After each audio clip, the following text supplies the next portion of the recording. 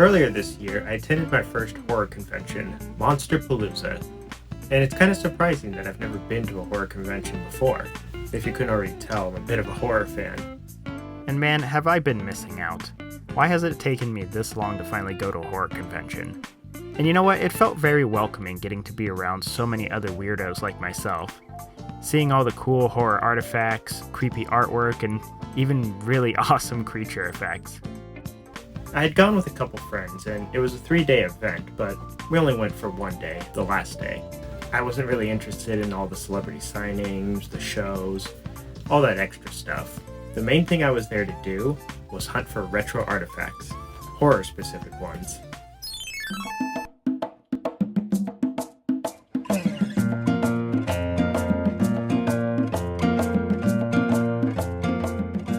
Like all conventions, the amount of cool stuff to see was really overwhelming. My friends and I immediately veered off from each other, just like right away. Tons of totally amazing cosplayers roaming around, like Shorty from the Killer Clowns movie. Oh, and makeup artists crafting monsters in person. Oh, and these super detailed props from Fallout.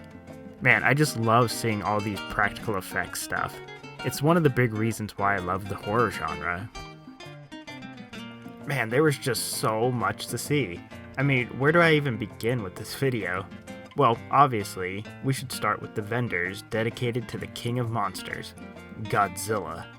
So many retro artifacts dedicated to Godzilla and his kaiju friends.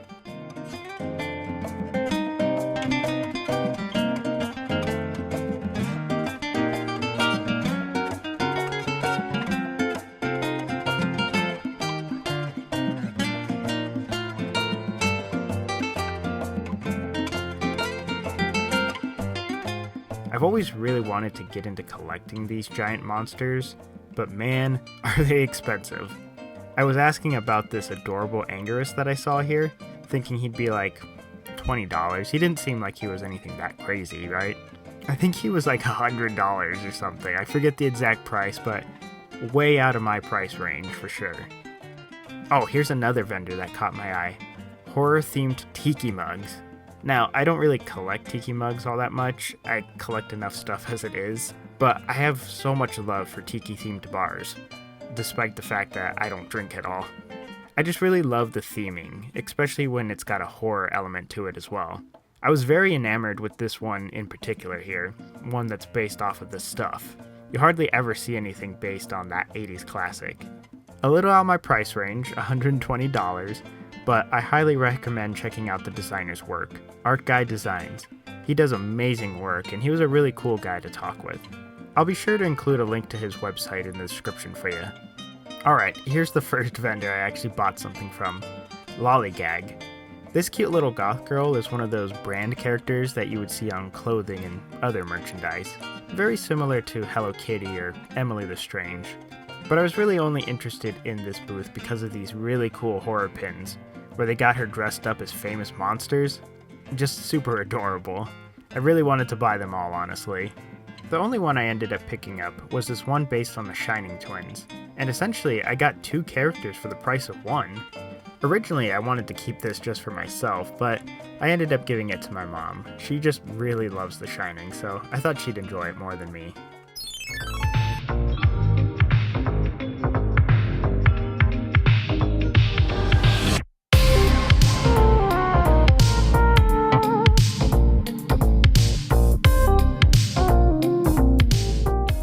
One of the main artifacts that I was on the hunt for were VHS horror tapes.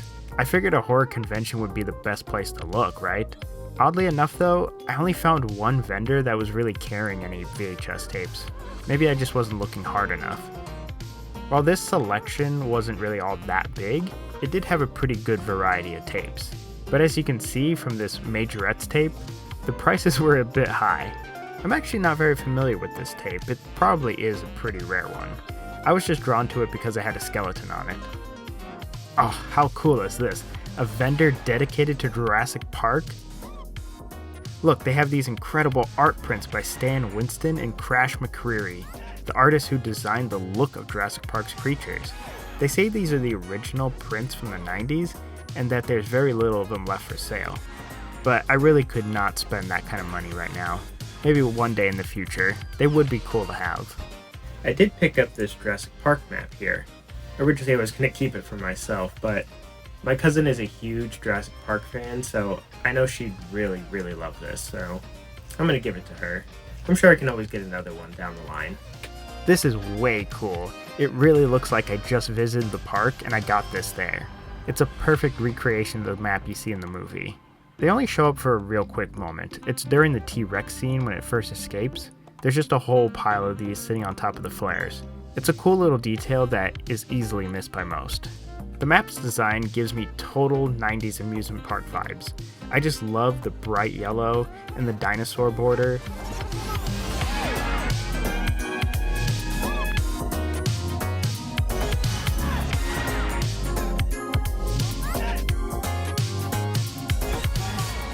The back is what really sells the realism of the map though, with this Kodak Gold Plus film ad, a proud sponsor of Jurassic Park. Out of curiosity, I did a little bit of research to see if Kodak and Jurassic Park actually did a promotion together, and you know, I was right, they did do a promotion together for the second movie. Something has survived. It's the lost roll from Kodak. Just buy any selected Kodak product with the Lost World Jurassic Park symbol. You'll find a game piece inside which gives you a chance to win instantly a trip to New Zealand or one of these great prizes. So keep a lookout. The Lost Roll is out there. Find it before someone else does. Wow, what a cool discovery that was. I just love finding these big promotions with companies and movies. It's just fun stuff. And there was all kinds of really neat things that they were advertising, like a free Jurassic Park themed camera, the cereal boxes, there was the film roll that had like a contest on them, and then they had these big production commercials. I mean, how cool is that? It's just really fun and retro stuff. I wish we could delve a little deeper into the history of all this stuff, but we got to get back to talking about the map here. When you open the map, you get this beautiful drawing of the park's entrance that ingeniously opens down the middle, as if the gates are opening.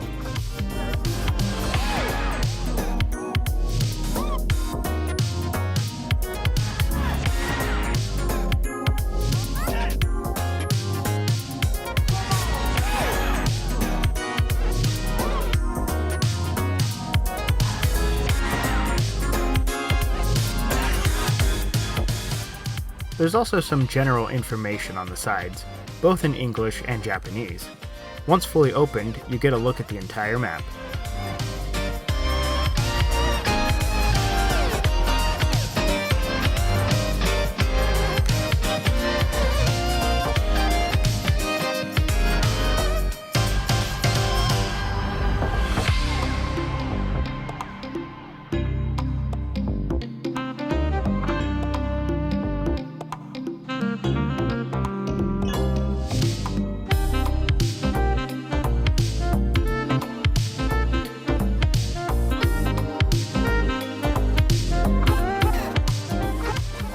I'm not sure who the artist is, but I really love their style for the map.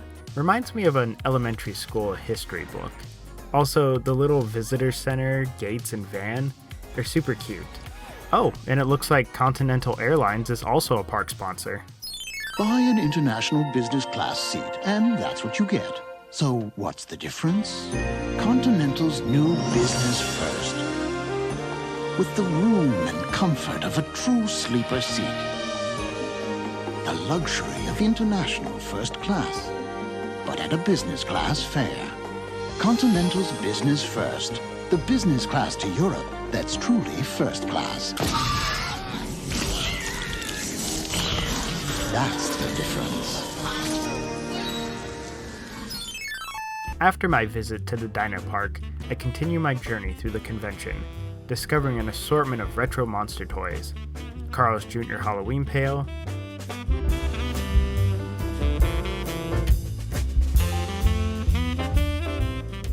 Fright Flick cards, and holy moly, are those original Indiana Jones figures? Oh man, these are holy grail artifacts for me. Rarely do I ever get to see them in the wild. But as you can see from their price, they're not exactly cheap. While we're on the subject of rare and expensive toy artifacts, here's the original unopened TMNT Universal Monster figures. These are holy grail artifacts that I obsess over. Obviously, I can't afford them, but what a treat it was getting to just see them in person, and in their boxes too. I also found NECA's updated versions too, which I've been wanting to get, but $40 each? Yikes. They are cool though. Alright, there's gotta be something else I can afford here. Oh, how about these General Mills cereal monster boxes? Alright, now we're talking. This vendor had 3 boxes total, each $10. I just ended up getting one, and it had to be my ghostly fiend, Boo Berry. Let's gather round for a ghoulish ghost story. Did someone say ghost? It's Blueberry! Bringing you my hauntingly delicious cereal with blueberry flavor and tasty marshmallows. I love Blueberry! Silence, blue buffoon! Kids love my delicious Count Chocula with chocolatey flavor and tasty marshmallows. It's chocolatey terrific! Says who? Count Chocula! Blueberry! You can enjoy a good nutritious breakfast with Blueberry! Count Chocula! One of my biggest obsessions when it comes to Halloween is the cereal monsters. Every Halloween season, I have to buy at least one box of each cereal. Count Chocula, Frankenberry, Blueberry, and if we're lucky, maybe the other guys get to come back from the dead. And over the years, the Retro Museum has amassed a pretty decent collection of these boxes. This new edition from 1995 is one of my absolute favorites. I'm always a sucker for traditional hand-drawn art styles. Very retro.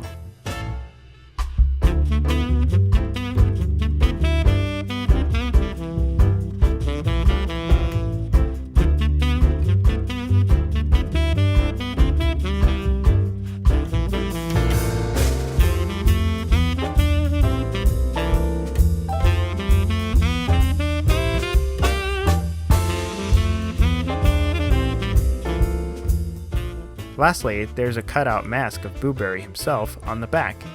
I particularly love the floating blueberries scattered around the box. It's a cute little detail. And the coloring! Oh, the dreamy blue clouds over the purple sky, and an eerie green moon. Such a beautiful night sky. Before we get back to digging for retro artifacts, let's take a little detour and visit the Con's Monster Museum, a collection of incredibly detailed figures and macabre art pieces.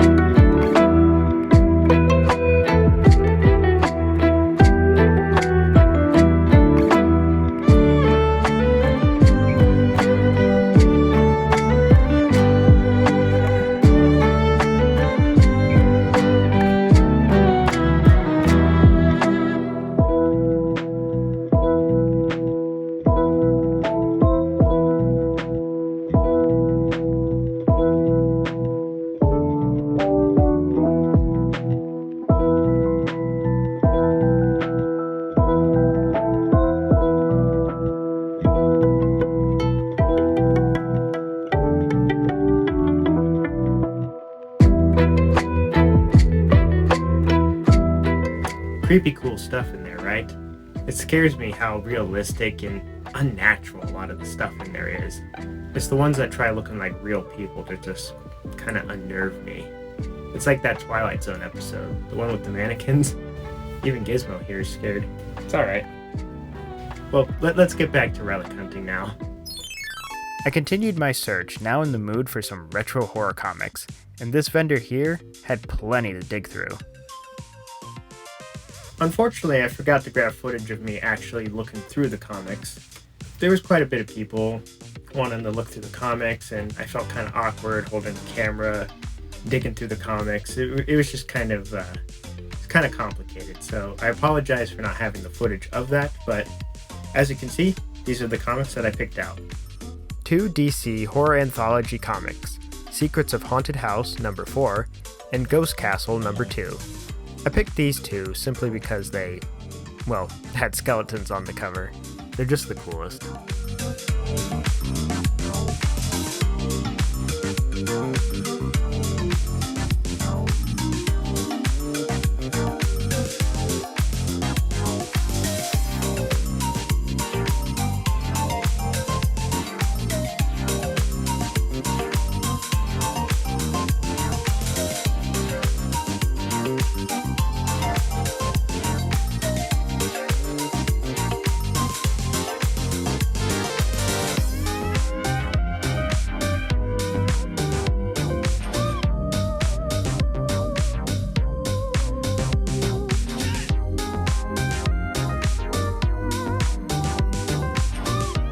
These comics are very much like Tales from the Crypt or Twilight Zone, in the sense that they're a series of bone-chilling short stories, usually about horrible people having horrible things happen to them. Like, for example, this bird-hating lady being mauled by a bunch of birds. Or this snake-hating lady who gets turned into a snake and then killed by them. Pretty good stuff. Then I got this copy of Marvel's Tomb of Dracula, number 43. You probably didn't know this, but the Universal monsters sort of exist in the Marvel universe. Dracula, Frankenstein, the Wolfman, the Mummy, they all exist within the Marvel universe. Even Godzilla at one point was there too. It's both really cool and just kind of goofy that these monsters are just roaming around alongside Spider-Man, Iron Man, and the Hulk. Managed to be both serious and super silly at the same time. I'm sure you noticed my copy isn't exactly in the best condition, which I'm totally fine with. I buy these to read anyways. I like that bit of wear and tear. Gives the artifact a sense of history, you know?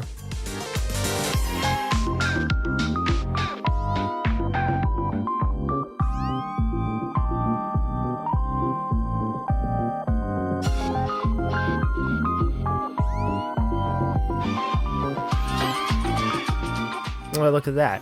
Someone cut out the Marvel value stamp here.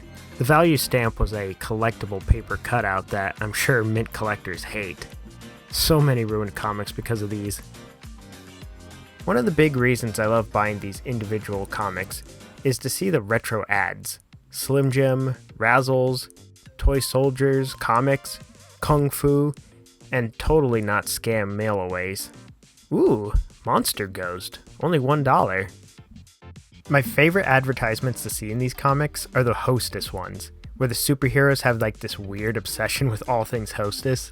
I just find it so goofy that there's always some little story that involves the cakes and pies. And you know what? It's pretty effective advertising, because it's got me craving one of those orange cupcakes now. Before we get back to the convention, I have 2 other artifacts that I acquired, but kind of forgot to get footage of. I guess at this point I was just starting to tire out at the convention. Being around that many people just kind of drains me. Firstly, I found this adorable keychain plush of Garfield just staring at me from afar. Not exactly horror related, I just couldn't leave him behind. I mean, look at that extremely happy face.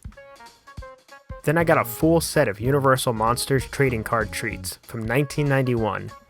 For the 1991 Halloween season, a company called Impel, in association with the National Safe Kids campaign, released a number of cards called Trading Card Treats. Archie, Marvel, Inspector Gadget, of course the Universal Monsters, but the coolest being Nintendo. Man, I need those. Oh, and of course Widget, who could forget him, right? These Universal Monster cards are so retro. Dracula, Frank and the Bride, Wolfman, Gillman, the Mummy, and the whole family together. On the backs, we have a short bio of each of the monsters.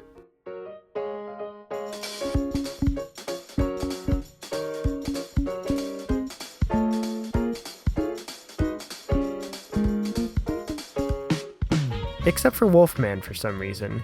His gets this night safety lesson, reminding kids to always have a flashlight or reflective clothing on with them. Otherwise, a werewolf might get them. It's a small set of cards that aren't like super collectible or anything. I mean, they only cost me like a couple dollars. But still, had I gotten something like these for Halloween, they'd have easily been like my second favorite treat that Halloween. Anything Reese's is always number one for me.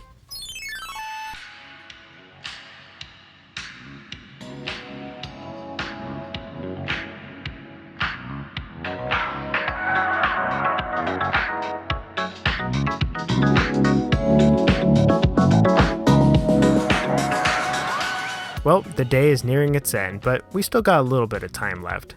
I've already collected a pretty decent amount of artifacts. I mean, I've certainly spent enough. But there's one item that I promised myself I'd get no matter what. This Goosebumps Haunted Mask Tee by Cavity Colors. Absolutely love the artwork on this thing. It's the last thing that I can afford though. I can't get distracted. This is the only thing I'm gonna buy, so I'm just gonna head straight. Ooh, is that Betty Boop? Oh man, I love Betty Boop. She is an absolute favorite of mine. I just love all the Golden Age cartoons. And they got all sorts of crazy cool shirts here. There's even ones for Coco the Clown, Casper, and Popeye. I'm so very tempted here to just get some of these shirts, but... Yeah, so I said that I was saving my last bit of funds for that Goosebumps shirt, right? As you can see, that obviously didn't happen. I couldn't resist. I mean it. The moment I saw this shirt, I was obsessed.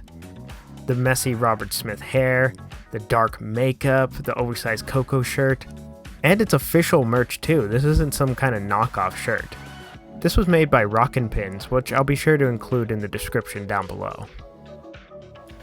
This is easily my favorite artifact that I picked up at the convention. I love this thing so very much. I've been wearing it multiple times since I've gotten it.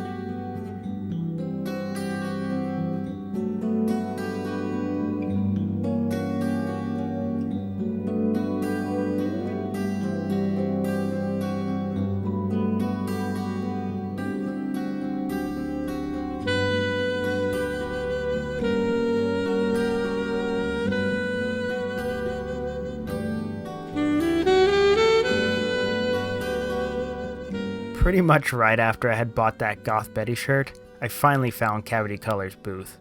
And there it is, the Haunted Mask shirt. Just gonna have to get it another time. But hey, we still got some really cool artifacts. And you know, the things you didn't know you were looking for end up being the best things. I had an absolute blast at Monsterpalooza. I can't believe it's taken me this long to finally go to a horror convention. And who knows, maybe I can even visit other conventions out there too. There's so many of them. And just think of all the retro artifacts that we can find too. I mean, just look at everything we found this time around. So, for my first Monsterpalooza, I uncovered a Lollygag Shining Twins pin for my mom, a Jurassic Park map replica for my cousin, a box of Blueberry from 1995, 4 horror comics,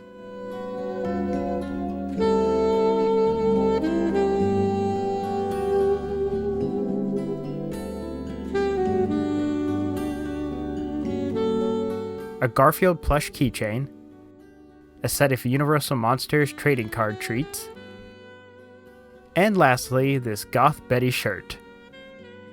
I know it doesn't seem like I got all that much this time around, but, you know, simply seeing all that neat stuff and experiencing being at Monsterpalooza was honestly the real adventure, especially when I got to experience it with some friends.